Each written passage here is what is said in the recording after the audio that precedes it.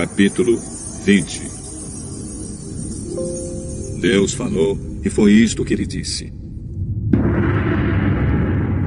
Meu povo, eu, o Senhor, sou o seu Deus. Eu o tirei do Egito, a terra onde você era escravo. Não adore outros deuses. Adore somente a mim. Não faça imagens de nenhuma coisa que há lá em cima no céu, ou aqui embaixo na terra, ou nas águas debaixo da terra. Não se ajoelhe diante de ídolos, nem os adore, pois eu, o Senhor, sou o seu Deus e não tolero outros deuses. Eu castigo aqueles que me odeiam, até os seus bisnetos e trinetos. Porém, sou bondoso com aqueles que me amam e obedecem aos meus mandamentos, e abençoo os seus descendentes por milhares de gerações. Não use o meu nome sem o respeito que ele merece, pois eu sou o Senhor, o Deus de vocês, e castigo aqueles que desrespeitam o meu nome. Guarde o sábado, que é um dia santo. Faça todo o seu trabalho durante 6 dias da semana. Mas o 7º dia da semana é o dia de descanso, dedicado a mim, o Senhor seu Deus. Não faça nenhum trabalho nesse dia, nem você, nem os seus filhos, nem as suas filhas, nem os seus escravos, nem as suas escravas, nem os seus animais, nem os estrangeiros que vivem na terra de vocês. Em 6 dias eu, o Senhor, fiz o céu, a terra, o mar e tudo o que há neles. Mas no 7º dia descansei. Foi por isso que eu, o Senhor, abençoei o sábado e o separei para ser um dia santo. Respeite o seu pai e a sua mãe, para que você viva muito tempo na terra que estou lhe dando. Não mate, não cometa adultério, não roube, não dê testemunho falso contra ninguém, não cobice a casa de outro homem, não cobice a sua mulher, os seus escravos, o seu gado, os seus jumentos ou qualquer outra coisa que seja dele.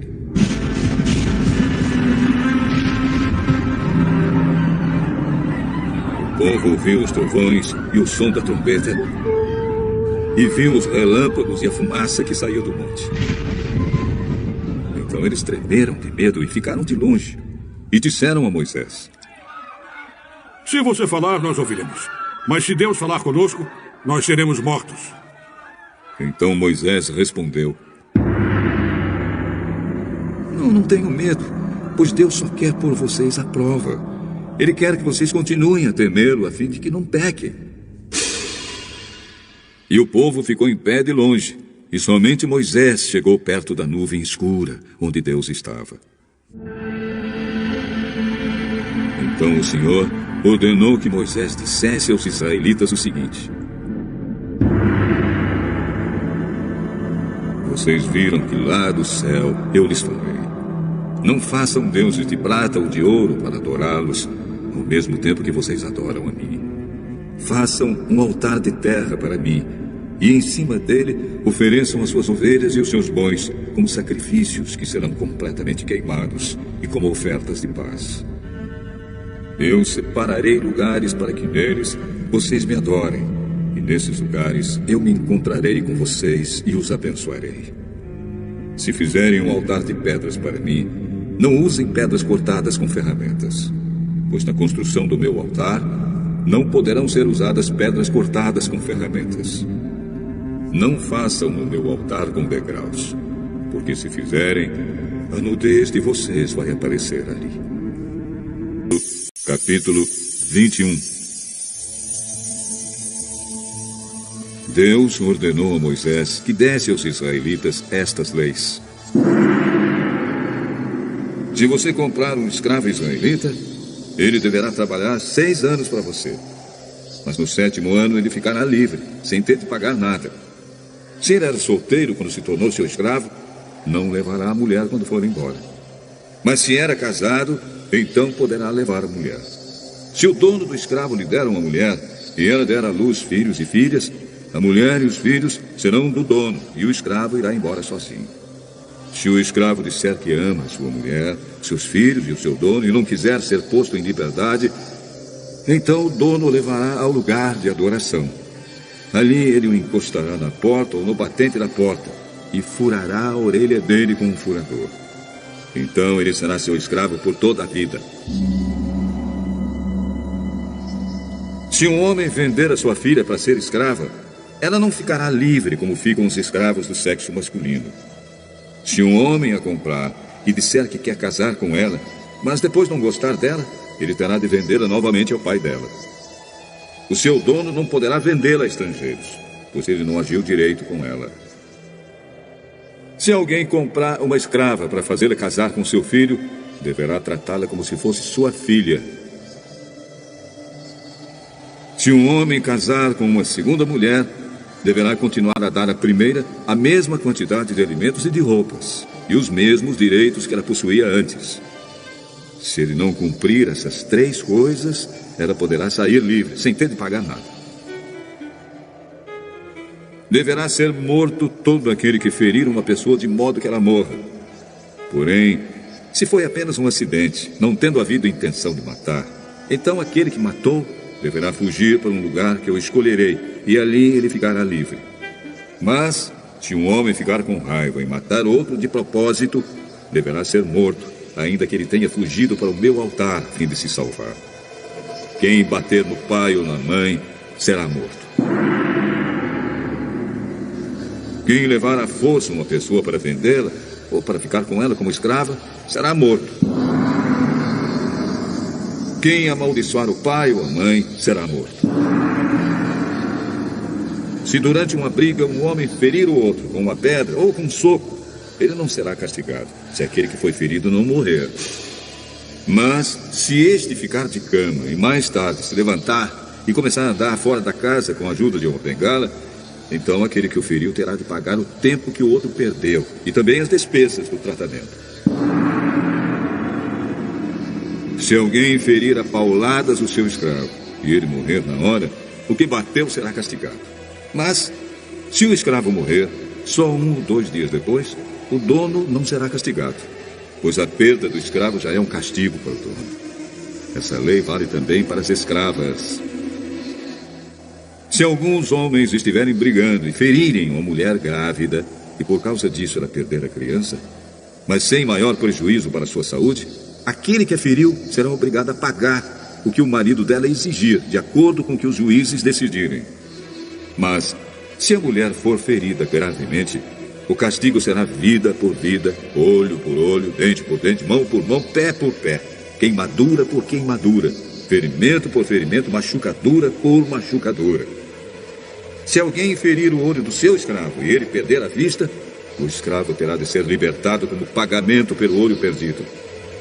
E se alguém quebrar um dente do seu escravo, ele terá de ser libertado como pagamento pelo dente.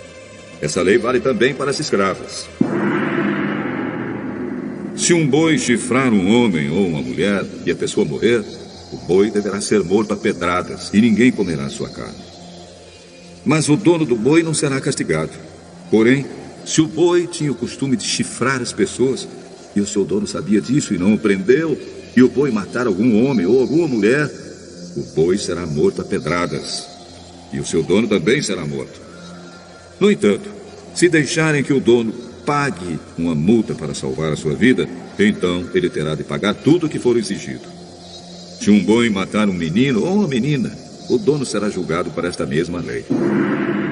Se um boi chifrar um escravo ou uma escrava, o dono receberá como pagamento 30 barras de prata, e o boi será morto a pedradas. Se alguém tirar a tampa de um poço, ou se cavar um poço e não o tapar, e nele cair um boi ou um jumento, essa pessoa terá de pagar ao dono o preço do animal. Ela fará o pagamento em dinheiro, porém o animal morto será seu. Se o boi de um homem ferir o boi de outro, e o boi que foi ferido morrer, o boi vivo será vendido, e o dinheiro será repartido entre os 2 homens, e o boi morto será dividido também entre os 2. Porém, se o boi já era conhecido como boi chifrador, e o seu dono não o prendeu, ele dará ao outro homem um boi vivo, mas o boi morto será seu.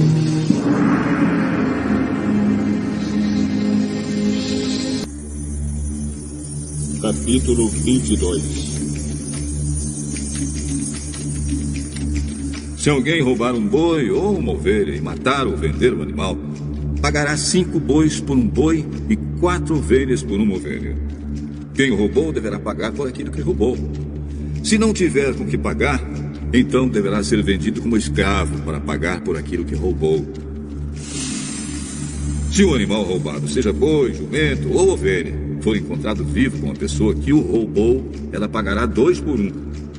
Se um ladrão for apanhado roubando de noite uma casa e for morto, quem o matar não será culpado pela morte do ladrão.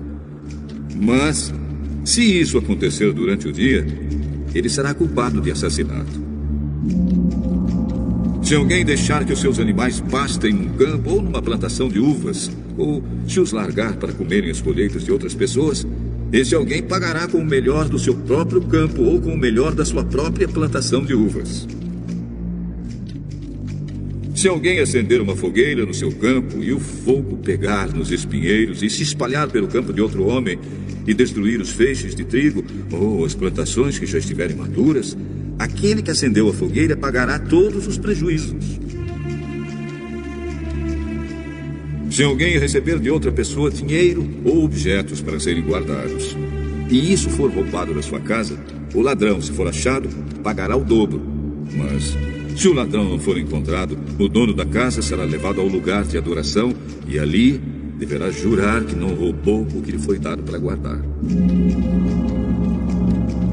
Se uma pessoa ficar com um boi, um jumento, uma ovelha, roupas ou qualquer coisa perdida, e aparecer alguém dizendo que é o dono, o caso deverá ser levado até o lugar de adoração.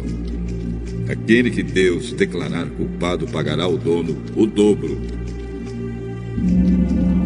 Se alguém entregar um animal para o seu vizinho tomar conta, seja jumento, boi, ovelha ou outro animal qualquer, e o animal morrer ou ficar aleijado, ou se for roubado sem que ninguém veja o roubo, o homem que tomou conta deverá jurar em nome de Deus, o Senhor, que não roubou o animal. Se o animal não tiver sido roubado, o dono aceitará o juramento, e o outro não precisará pagar nada. Porém, se de fato o animal tiver sido roubado, então o outro terá de pagar ao dono pelo animal. Se o animal tiver sido morto por animais selvagens, o outro terá de trazer como prova o que sobrou, e não pagará nada pelo animal morto.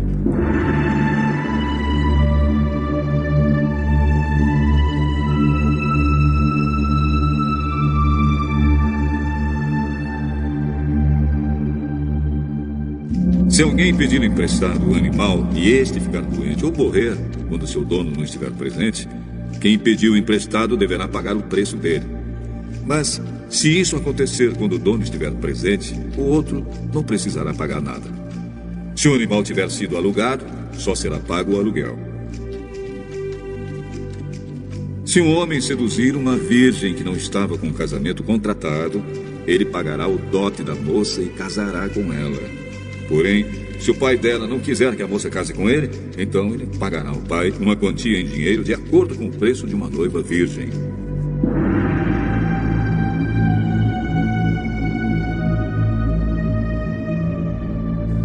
Mate toda mulher que fizer feitiçaria.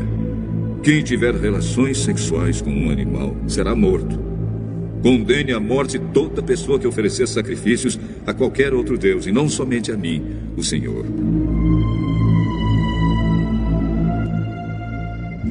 Não maltratem, nem persigam um estrangeiro que estiver morando na terra de vocês. Lembrem que vocês foram estrangeiros no Egito. Não maltratem as viúvas, nem os órfãos.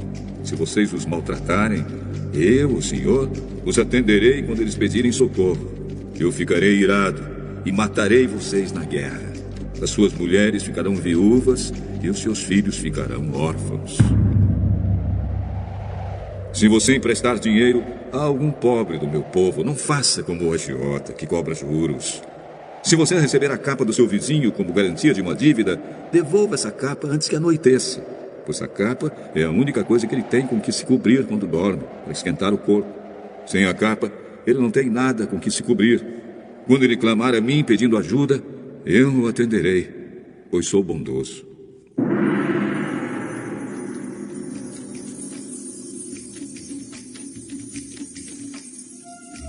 Não rogue pragas contra Deus e não amaldiçoe nenhuma das autoridades do seu povo.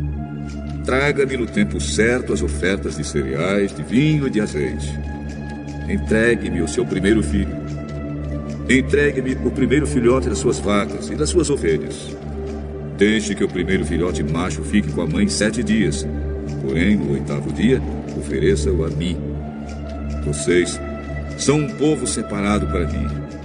Por isso, não comam a carne de animais que tenham sido mortos por animais selvagens. Deem essa carne aos cães.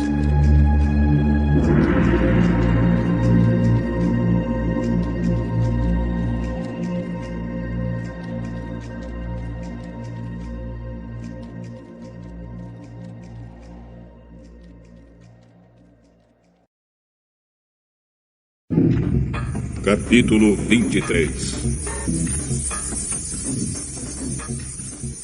Não espalhe notícias falsas e não minta no tribunal para ajudar alguém. Não siga a maioria quando ela faz o que é errado e não dê testemunho falso para ajudar a maioria a torcer a justiça. Não faça injustiça, nem mesmo para favorecer o pobre. Se você vir o boi ou o jumento do seu inimigo andando perdido, leve-o de volta para ele. Se o jumento dele cair debaixo da carga, não o deixe ali, mas ajude o dono a pôr o animal de pé. Quando um pobre comparecer ao tribunal, não cometa injustiça contra ele. Não faça acusações falsas, nem condene à morte uma pessoa inocente, pois eu condenarei aquele que fizer essas coisas más. Não aceite dinheiro para torcer a justiça, pois esse dinheiro faz com que as pessoas fiquem cegas e não vejam o que é direito, prejudicando assim a causa daqueles que são inocentes. Não maltratem os estrangeiros que moram no meio de vocês. Vocês sabem como eles sofrem por serem estrangeiros, pois vocês foram estrangeiros no Egito. Durante 6 anos, você semeará suas terras e colherá o que elas produzirem. Porém, no 7º ano, deixe que a terra descanse e não colha nada que crescer nela. Mas os pobres poderão comer o que crescer ali, e os animais selvagens comerão o que sobrar. Faça isso também com suas plantações de uvas e de azeitonas. Trabalhe 6 dias por semana, mas no 7º dia, não faça nenhum trabalho para que os seus escravos, os seus animais e os estrangeiros que trabalham para você possam descansar. Deem atenção a tudo que eu, Senhor, tenho dito a vocês. Não façam orações a outros deuses, nem mesmo falem os nomes deles.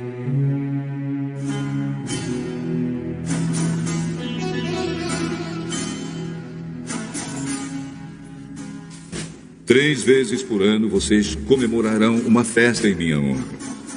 No mês de Abíbe, o mês em que vocês saíram do Egito, comemorem a festa dos pães sem fermento, como eu ordenei. Durante os 7 dias da festa, não comam pão feito com fermento. Que ninguém venha me adorar sem trazer uma oferta. Comemorem a festa da colheita logo que vocês começarem a colher o que plantaram. Comemorem a festa das barracas no outono, quando vocês colherem as uvas e as frutas dos pomares.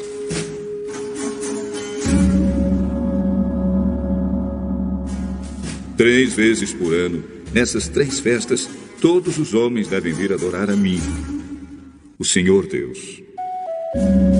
Quando vocês oferecerem um animal em sacrifício a mim, não me tragam pão feito com fermento. A gordura dos animais mortos nos sacrifícios durante as minhas festas deverá ser queimada no mesmo dia. Todos os anos tragam à casa do Senhor, seu Deus, os primeiros cereais que colherem. Não cozinhem um cabrito ou um carneirinho no leite da sua própria mãe. Eu enviarei um anjo adiante de vocês para protegê-los na viagem e para levá-los ao lugar que lhes preparei.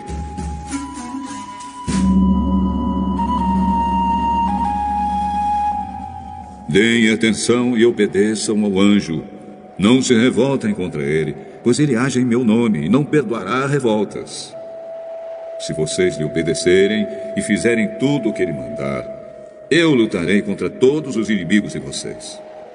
O meu anjo irá adiante de vocês e os levará até a terra dos amorreus, dos heteus, dos perizeus, dos cananeus, dos heveus e dos jebuseus. E eu destruirei todos esses povos. Não se curvem diante dos deuses deles, nem os adorem, e não sigam os seus costumes religiosos. Destruam os deuses deles e quebrem as colunas do deus Baal. Se vocês adorarem a mim, o Senhor, seu Deus, eu os abençoarei, dando-lhes comida e água, e tirarei de vocês todas as doenças.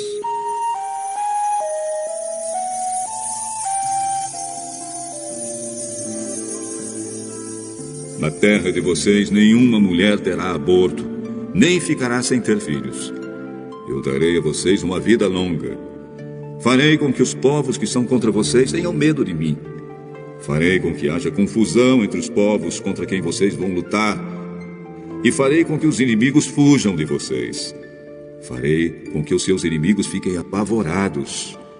E quando vocês forem avançando, eu expulsarei os heveus, os cananeus e os heteus. Não os expulsarei num ano só. Se eu fizesse isso, a terra ficaria deserta. E os animais selvagens se tornariam numerosos demais, prejudicando vocês. Pelo contrário, eu expulsarei esses povos pouco a pouco, até que vocês se tornem mais numerosos e tomem posse da terra. Farei com que os limites da terra de vocês vão desde o Golfo de Acaba até o rio Eufrates, e do mar Mediterrâneo até o deserto. Eu lhes darei poder para dominarem os povos daquelas terras, e vocês irão avançando e os expulsando. Não façam nenhum acordo com eles, nem com seus deuses. Não deixem que esses povos vivam na terra de vocês. Se deixarem, eles farão com que vocês pequem contra mim. Se vocês adorarem os deuses deles, isso será uma armadilha mortal para vocês.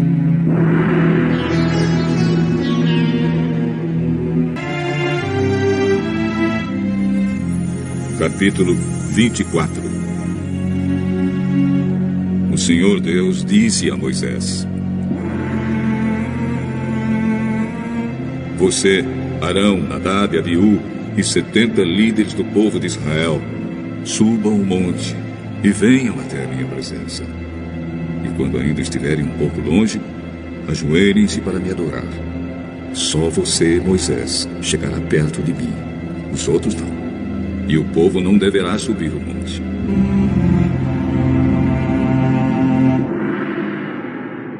Moisés foi e contou ao povo tudo o que o Senhor tinha dito e todos os mandamentos que ele tinha dado. Então os israelitas responderam todos juntos: Nós faremos tudo o que o Senhor ordenou. Então Moisés escreveu todas as leis de Deus, o Senhor.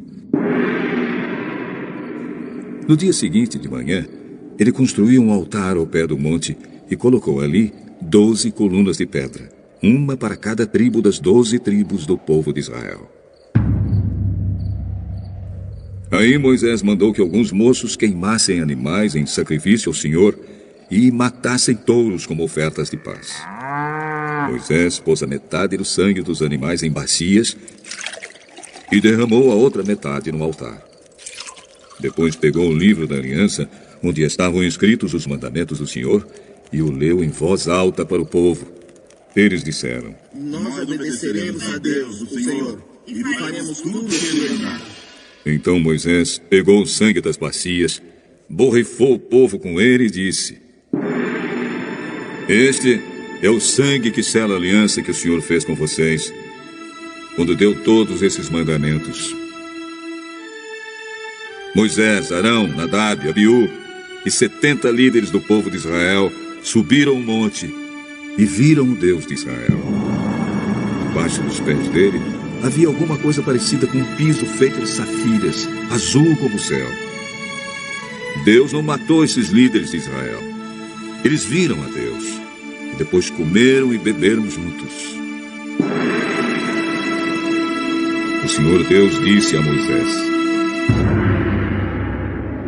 Suba o monte onde eu estou e fique aqui, pois eu vou lhe dar as placas de pedra que têm as leis e os mandamentos que escrevi, a fim de que você os ensine ao povo. Moisés e Josué, o seu auxiliar, se aprontaram, e Moisés começou a subir o monte sagrado. Então Moisés disse aos líderes: Esperem aqui até nós voltarmos. Arão e Hur ficarão com vocês. Quem tiver alguma questão para resolver deverá falar com eles. Então Moisés subiu o Monte Sinai e uma nuvem cobriu o monte.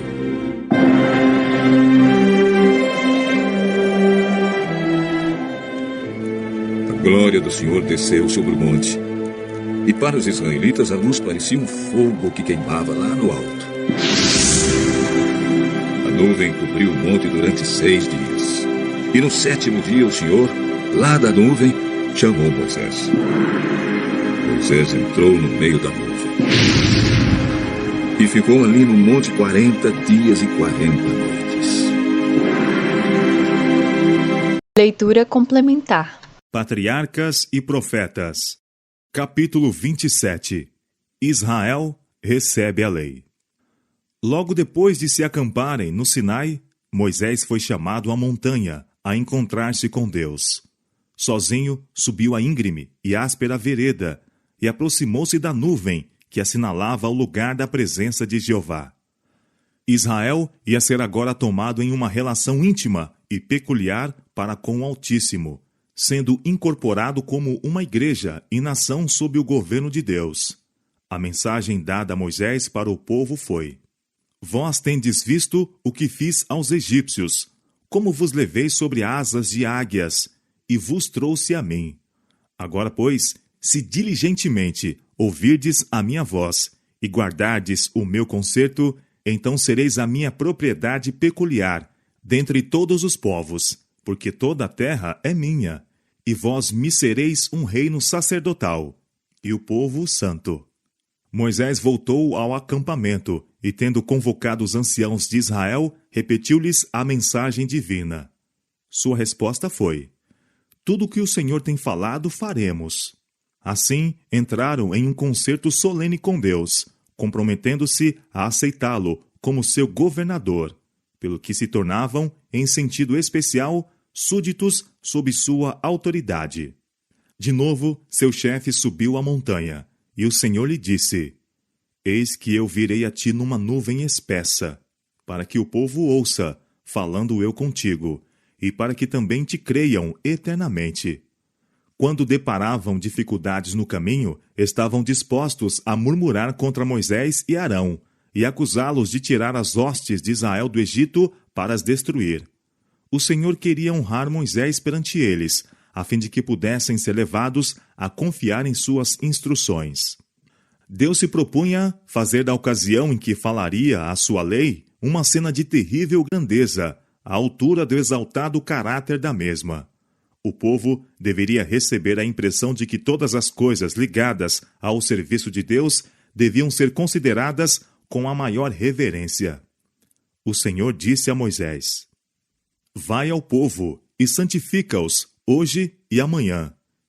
E lavem eles os seus vestidos, e estejam prontos para o 3º dia, porquanto, no 3º dia, o Senhor descerá diante dos olhos de todo o povo sobre o monte Sinai.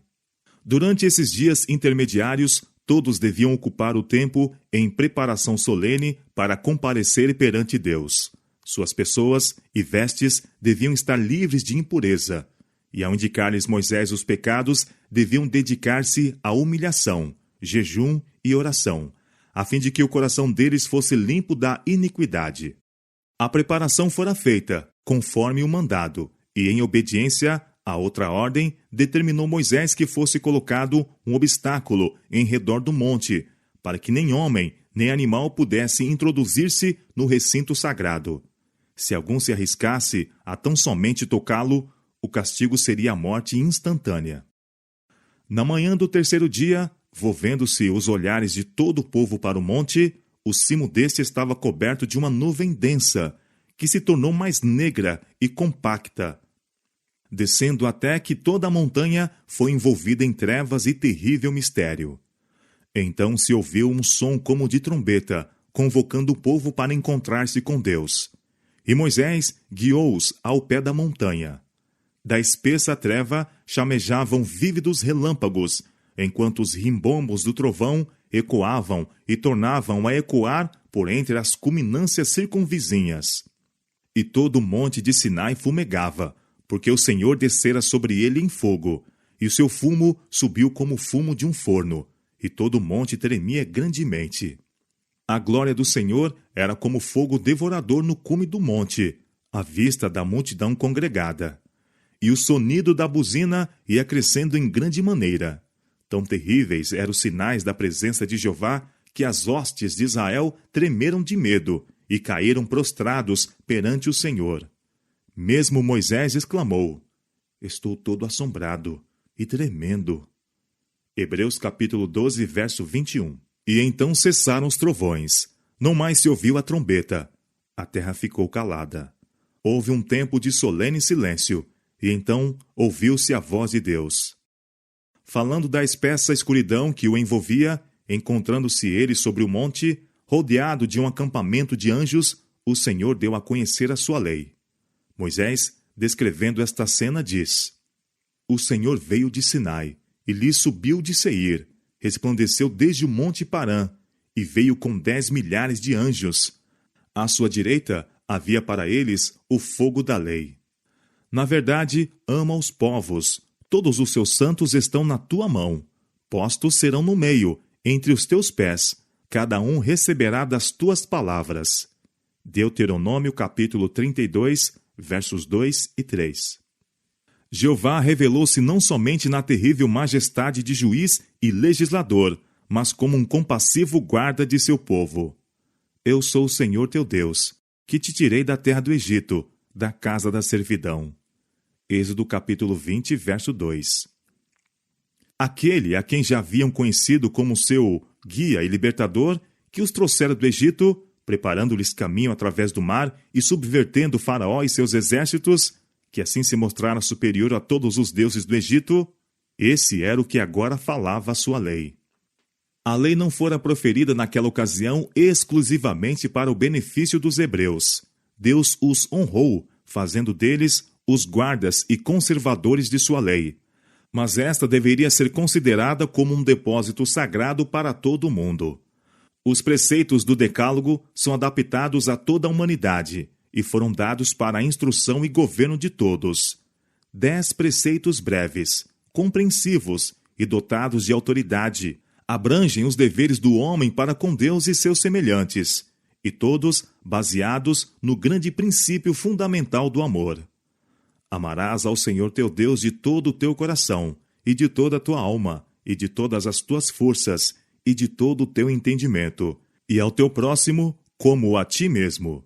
São Lucas capítulo 10, verso 27, e Deuteronômio capítulo 6, verso 4 e 5, e Levítico capítulo 19, verso 18.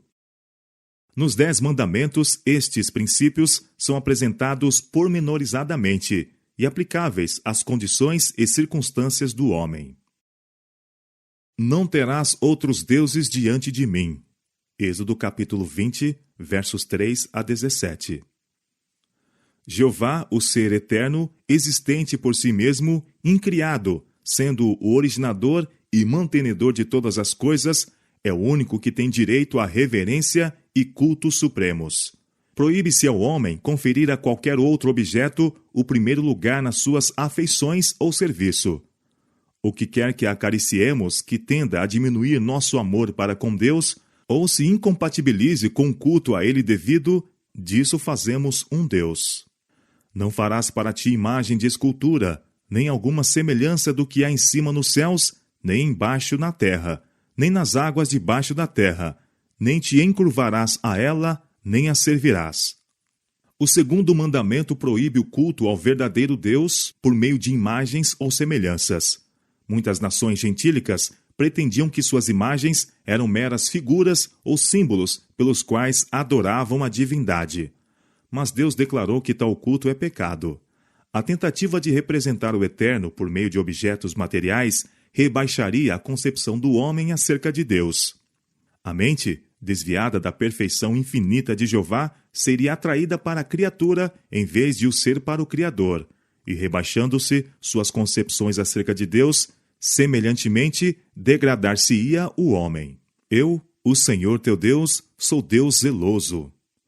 A íntima e sagrada relação de Deus para com seu povo é representada sob a figura do casamento, sendo a idolatria o adultério espiritual, é o desprazer de Deus contra a mesma, apropriadamente chamado ciúme.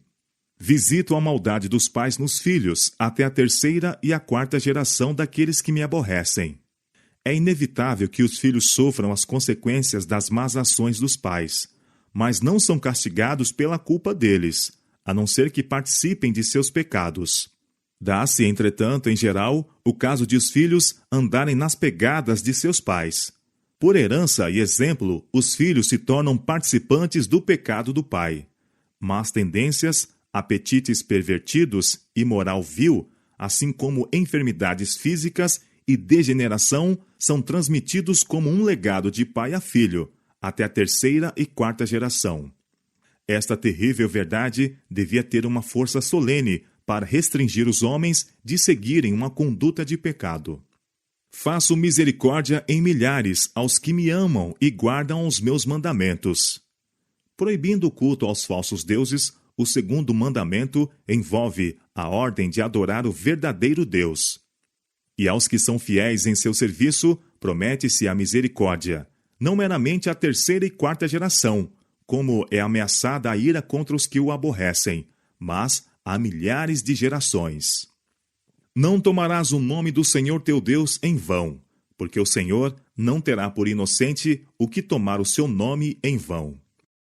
Este mandamento não somente proíbe os falsos juramentos e juras comuns, mas veda-nos o uso do nome de Deus de maneira leviana ou descuidada, sem atentar para sua terrível significação.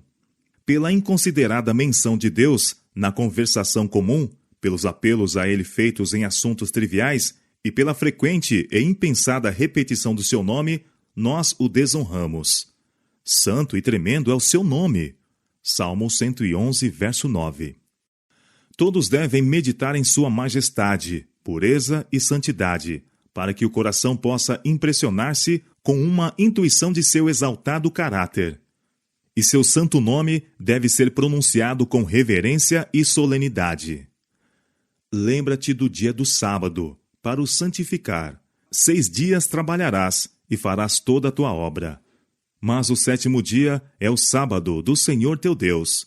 Não farás nenhuma obra, nem tu, nem teu filho, nem tua filha, nem o teu servo, nem a tua serva, nem o teu animal, nem o teu estrangeiro que está dentro das tuas portas. Porque em 6 dias fez o Senhor os céus e a terra, o mar e tudo que neles há, e ao 7º dia descansou. Portanto, abençoou o Senhor o dia do sábado e o santificou. O sábado não é apresentado como uma nova instituição, mas como havendo sido estabelecido na criação. Deve ser lembrado e observado como a memória da obra do Criador. Apontando para Deus, como aquele que fez os céus e a terra, distingue o verdadeiro Deus de todos os falsos deuses. Todos os que guardam o 7º dia dão a entender por este ato que são adoradores de Jeová. Assim, é o sábado o sinal de submissão a Deus por parte do homem, enquanto houver alguém na terra para o servir. O 4º mandamento é o único de todos os 10 em que se encontra tanto o nome como o título do legislador. É o único que mostra pela autoridade de quem é dada a lei. Destarte contém o selo de Deus, afixado à sua lei, como prova da autenticidade e vigência da mesma. Deus deu aos homens 6 dias nos quais trabalhar, e exige que seus trabalhos sejam feitos nos 6 dias destinados a isso. Atos necessários e misericordiosos são permitidos no sábado. Os doentes e sofredores em todo o tempo devem ser tratados, mas o trabalho desnecessário deve ser estritamente evitado. Se desviares o teu pé do sábado e de fazer a tua vontade no meu santo dia, e se chamares ao sábado deleitoso e santo dia do Senhor, digno de honra, e o honrares não seguindo os teus caminhos, nem pretendendo fazer a tua própria vontade. Isaías capítulo 58, verso 13. Tampouco fica nisto a proibição. Nem falar as tuas próprias palavras, diz o profeta. Aqueles que no sábado discutem assuntos de negócios ou fazem planos são considerados por Deus como se estivessem empenhados na própria transação de negócio. Para santificar o sábado, não devemos mesmo permitir que nosso espírito se ocupe com coisas de caráter mundano. E o mandamento inclui todos dentro de nossas portas. Os que convivem na casa devem, durante as horas sagradas, pôr de parte suas ocupações mundanas. Todos devem unir-se a honrar a Deus por meio de um culto voluntário em seu santo dia. Honra teu pai e a tua mãe, para que se prolonguem os teus dias na terra, que o Senhor teu Deus te dá. Os pais têm direito ao amor e respeito em certo grau que a nenhuma outra pessoa é devido. O próprio Deus, que pôs sobre eles a responsabilidade pelas almas confiadas aos seus cuidados, ordenou que durante os primeiros anos da vida estejam os pais em lugar de Deus em relação aos seus filhos. E aqueles que rejeitam a lícita autoridade de seus pais, rejeita a autoridade de Deus. O quinto mandamento exige que os filhos não somente tributem respeito, submissão e obediência a seus pais, mas também lhes proporcionem amor e ternura, aliviem os seus cuidados, zelem de seu nome, e o socorram e consolem na velhice. Ordena também o respeito aos ministros e governantes, e a todos os outros a quem Deus delegou a autoridade. Este, diz o apóstolo, é o primeiro mandamento com promessa. Efésios capítulo 6, verso 2. Para Israel, esperando em breve entrar em Canaã, era um penhor, ao obediente, de uma vida longa naquela boa terra. Mas tem ele uma significação mais ampla, incluindo todo o Israel de Deus, e prometendo vida eterna sobre a terra, quando esta estiver livre da maldição do pecado. Não matarás. Todos os atos de injustiça que tendem a abreviar a vida, o espírito de ódio e vingança, ou a condescendência de qualquer paixão que leve a atos ofensivos a outrem, ou nos faça mesmo desejares mal, pois que qualquer que aborrece seu irmão é homicida. Uma negligência egoística de cuidar dos necessitados e sofredores, toda condescendência própria ou desnecessária privação, ou trabalho excessivo com a tendência de prejudicar a saúde, todas estas coisas são em maior ou menor grau violação do sexto mandamento. Não adulterarás. Este mandamento proíbe não somente atos de impureza, mas pensamentos e desejos sensuais, ou qualquer prática com a tendência de os excitar. A pureza é exigida não somente na vida exterior, mas nos intuitos e emoções secretos do coração. Cristo, que ensinou os deveres impostos pela lei de Deus, em seu grande alcance, declarou ser o mau pensamento ou olhar tão verdadeiramente pecado como é o ato ilícito. Não furtarás. Tanto pecados públicos como particulares são incluídos nesta proibição. O oitavo mandamento condena o furto de homens e tráfico de escravos, e proíbe a guerra de conquista. Condena o furto e o roubo. Exige estrita integridade nos mínimos detalhes dos negócios da vida. Veda o engano no comércio e requer o pagamento de débitos e salários justos. Declara que toda tentativa de obter-se vantagem pela ignorância, fraqueza ou infelicidade de outrem é registrada como fraude nos livros do céu. Não dirás falso testemunho contra o teu próximo. Aqui se inclui todo falar que seja falso a respeito de qualquer assunto. Toda tentativa ou intuito de enganar nosso próximo. A intenção de enganar é o que constitui a falsidade. Por um relance de olhos, por um movimento da mão, uma expressão do rosto, pode-se dizer falsidade tão eficazmente como por palavras.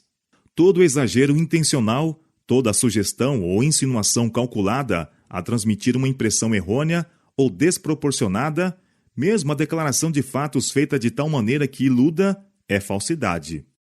Este preceito proíbe todo esforço no sentido de prejudicar a reputação de nosso próximo, pela difamação ou suspeitas ruins, pela calúnia ou intrigas. Mesmo a supressão intencional da verdade, pela qual pode resultar o agravo a outrem, é uma violação do nono mandamento. Não cobiçarás a casa do teu próximo, não cobiçarás a mulher do teu próximo, nem o seu servo, nem a sua serva, nem o seu boi, nem o seu jumento, nem coisa alguma do teu próximo.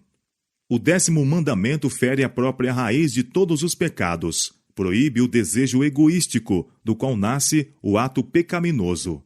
Aquele que, em obediência à lei de Deus, se abstém de condescender mesmo com o desejo pecaminoso daquilo que pertence a outrem, não será culpado de um ato mau para com seus semelhantes. Tais foram os sagrados preceitos do Decálogo, proferidos entre trovões e chamas, e com maravilhosa manifestação de poder e majestade do grande legislador. Deus acompanhou a proclamação de sua lei com mostras de seu poder e glória, para que seu povo nunca se esquecesse daquela cena e tivesse a impressão de uma profunda veneração pelo autor da lei, o Criador do céu e da terra. Desejava mostrar também a todos os homens a santidade, a importância e a permanência de sua lei. O povo de Israel estava dominado pelo pavor. O terrível poder da fala de Deus parecia tal que o não poderiam suportar seus trêmulos corações. Pois, ao ser apresentada diante deles a grande regra de justiça de Deus, compenetraram-se, como nunca antes, do caráter ofensivo do pecado e de sua própria culpabilidade à vista de um Deus santo. Recuaram da montanha com medo e espanto. A multidão clamou a Moisés: "Fala tu conosco, e ouviremos, e não fale Deus conosco, para que não morramos." Êxodo capítulo 20, versos 19 a 21. O chefe respondeu: "Não temais, que Deus veio para provar-vos, e para que o seu temor esteja diante de vós, para que não pequeis." O povo, entretanto, permaneceu à distância, olhando com terror a cena, enquanto Moisés se chegou à escuridão onde Deus estava. A mente do povo, cega e aviltada pela escravidão ao paganismo, não estava preparada para apreciar completamente os princípios de grande alcance dos 10 preceitos de Deus. Para que pudessem os deveres expressos no Decálogo ser entendidos e impostos mais plenamente, deram-se preceitos adicionais, ilustrando os princípios dos 10 mandamentos e dando-lhes aplicação. Estas leis foram chamadas juízos, tanto porque eram organizadas com sabedoria e equidade infinitas, como porque deveriam os magistrados julgar de acordo com elas. Dessemelhantemente aos 10 mandamentos, foram transmitidas particularmente a Moisés, que as devia comunicar ao povo. A primeira dessas leis referia-se aos servos. Nos tempos antigos, os criminosos eram algumas vezes vendidos como escravos pelos juízes. Em alguns casos, os devedores eram vendidos pelos seus credores, e a pobreza levava mesmo pessoas a vender a si ou a seus filhos. Um hebreu, porém, não podia ser vendido como escravo para toda a vida. Seu prazo de serviço limitava-se a 6 anos. No 7º, deveria ser posto em liberdade. O furto de homens, o assassínio premeditado e a rebelião contra a autoridade paterna eram punidos com a morte. Era permitida a manutenção de escravos que não fossem israelitas, de nascimento, mas sua vida e pessoa eram estritamente guardadas. O assassino de um escravo devia ser castigado. Um agravo infligido a um deles pelo seu senhor, ainda que fosse a perda de um dente, dava o direito à liberdade. Os próprios israelitas tinham sido recentemente escravos, e agora que iam ter servos sob suas ordens, deviam guardar-se de alimentar um espírito de crueldade e extorsão, de que haviam sofrido sob os maiorais de tarefas no Egito. A lembrança de sua amarga servidão devia habilitá-los a colocar-se no lugar do servo, levando-os a ser benévolos e compassivos, a tratar os outros como desejariam fossem eles mesmos tratados. Os direitos das viúvas e órfãos eram especialmente resguardados, e ordenava-se uma escrupulosa atenção à sua desajudada condição. "Se de alguma maneira os afligirdes, declarou o Senhor, e eles clamarem a mim, eu certamente ouvirei o seu clamor, e a minha ira se acenderá, e vos matará a espada, e vossas mulheres ficarão viúvas, e vossos filhos órfãos." Êxodo capítulo 22, versos 23 e 24. Os estrangeiros que se uniam a Israel deviam ser protegidos de mal ou opressão. "Não oprimirás o estrangeiro, pois vós conheceis o coração do estrangeiro, pois fostes estrangeiro na terra do Egito." Êxodo capítulo 23, verso 9. era proibido tomar usura do pobre. As vestes ou cobertor de um homem pobre, tomados em penhor, deviam ser-lhes restituídos à tarde. Exigia-se daquele que era culpado de furto restituir o dobro. Ordenava-se o respeito aos magistrados e príncipes, e advertia-se aos juízes contra o perverter o juízo, auxiliando uma causa falsa, ou recebendo suborno. A mentira e a calúnia eram proibidas, e ordenados atos de bondade, mesmo para com os inimigos pessoais. De novo lembrou-se ao povo a sagrada obrigação do sábado. Designaram-se festas anuais, nas quais todos os homens da nação deviam congregar-se perante o Senhor, trazendo-lhe suas ofertas de gratidão e as primícias de sua munificência. O objetivo de todo este regulamento foi declarado. Não procediam esses preceitos do exercício de mera soberania arbitrária. Foram todos dados para o bem de Israel. O Senhor disse: ser-me-eis homens santos, dignos de ser reconhecidos por um Deus santo. Estas leis deviam ser registradas por Moisés, e qual tesouro cuidadosamente guardadas como fundamento da lei nacional, e justamente com os 10 preceitos para a ilustração dos quais foram dadas. Deviam ser a condição para o cumprimento das promessas de Deus a Israel. Foi-lhes então dada esta mensagem da parte de Jeová: eis que eu envio um anjo diante de ti, para que te guarde neste caminho e te leve ao lugar que te tenho aparelhado. Guarda-te diante dele e ouve a sua voz, e não provoques a ira, porque não perdoará a vossa rebelião, porque o meu nome está nele. Mas se diligentemente ouvirdes a sua voz e fizerdes tudo o que eu disser, então serei inimigo dos teus inimigos e adversário dos teus adversários. Êxodo capítulo 23, versos 20 a 22. Durante todas as vagueações de Israel, Cristo, na coluna de nuvem e fogo, foi o seu dirigente. Ao mesmo tempo em que havia tipos que apontavam para um Salvador vindouro, havia também um Salvador presente, que dava ordens a Moisés para o povo, e que diante deles fora posto como o único conduto de bênção. Ao descer do monte, Moisés veio e contou ao povo todas as palavras e estatutos do Senhor. Então o povo respondeu a uma voz e disse: todas as palavras que o Senhor tem falado faremos. Este compromisso, juntamente com as palavras do Senhor, a que o mesmo os obrigava a obedecer, foi escrito por Moisés em um livro. Seguiu-se então a ratificação do concerto. Foi construído um altar ao pé da montanha, e ao lado dele erigiram-se 12 colunas, segundo as 12 tribos de Israel, em testemunho de sua aceitação do concerto. Foram então apresentados sacrifícios pelos moços escolhidos para tal ato. Havendo aspergido o altar com o sangue das ofertas, Moisés tomou o livro do concerto e o leu aos ouvidos do povo. Assim foram solenemente proferidas as condições do concerto, e todos ficaram na liberdade de escolherem conformar-se com as mesmas ou não. Tinham a princípio prometido obedecer à voz de Deus, mas haviam depois disto ouvido proclamar a sua lei, e seus princípios tinham sido particularizados, para que pudessem saber o quanto este concerto abrangia. Outra vez o povo respondeu unanimemente: tudo o que o Senhor tem falado faremos, e obedeceremos.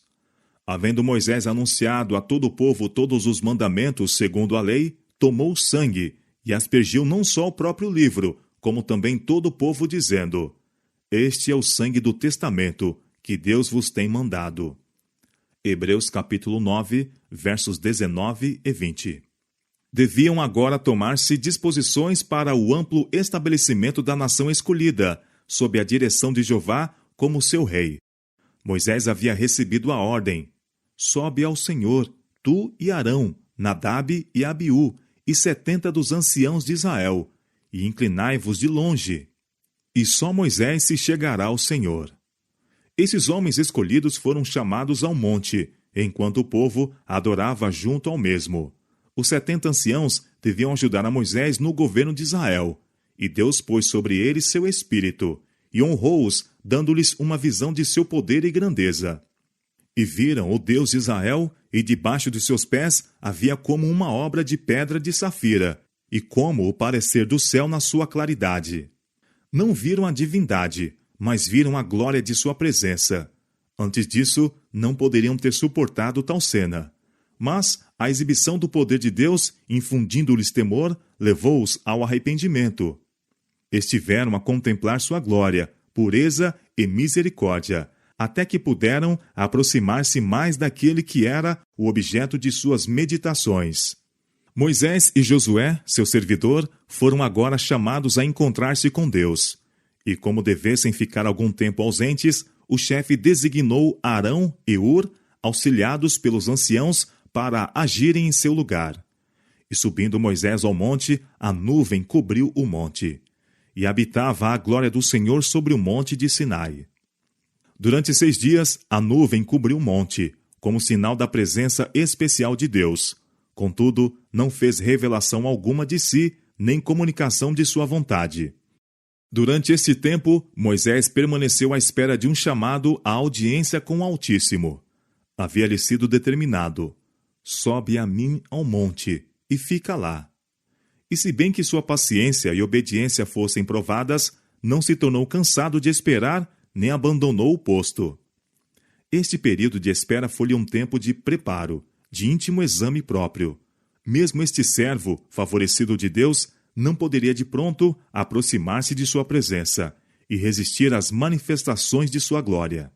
6 dias deviam ser empregados em dedicar-se a Deus, mediante o exame próprio, meditação e oração, antes de poder estar preparado para comungar diretamente com seu Criador. No 7º dia, que era o sábado, Moisés foi chamado para dentro da nuvem. A espessa nuvem abriu-se à vista de todo Israel, e a glória do Senhor irrompeu semelhante a um fogo devorador. Moisés entrou no meio da nuvem, depois que subiu ao monte. E Moisés esteve no monte 40 dias e 40 noites. Os 40 dias de permanência no monte não incluíam os 6 dias de preparo. Durante os 6 dias, Josué esteve com Moisés, e juntos comiam do maná e bebiam do ribeiro que descia do monte.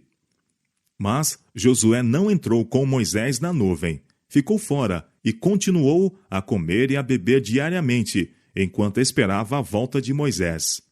Moisés, porém, jejuou durante todos os 40 dias.